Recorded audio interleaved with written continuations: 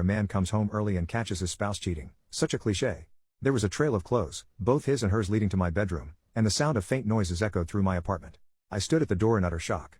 My brain was a mix of rage, sadness and disgust, but if you were a fly on my wall, you would see what looked like a statue. I just couldn't move. When I finally snapped to, not knowing how much time had passed, I took out my phone to record. I picked up all the clothes that were on the floor and threw them into the hall of the building. After, I filmed the walk to my bedroom. The door was open. I stood in the doorway filming for about a minute and then flipped on the lights. They both jumped at the sudden light and looked at me, and to my utter shock, it was my father in the bed with her.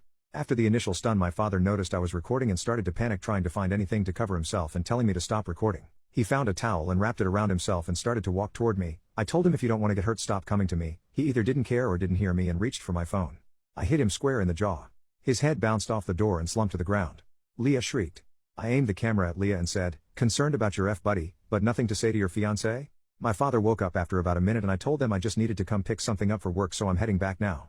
If either of you pieces of crap are here when I get back, I'll send this video to everyone you know.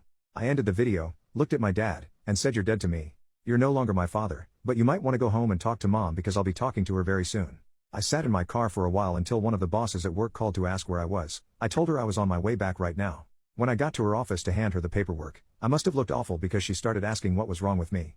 I told her it was nothing and I'd be okay. I could see her scanning me up and down, and she noticed some blood on my collar and stood up, rushed to me, and said, "You're bleeding." I looked down and said it was my father's. She looked confused, so I pulled out my phone and showed her the video. She watched it in its entirety. She was introduced to Leah a few times but never my father. She sat there silent for a moment until it finally clicked that my fiancée was cheating on me, but not only was she cheating, it was with my father. She asked if there was anything she could do, suggesting I take some time off, but I told her I can't go back there right now.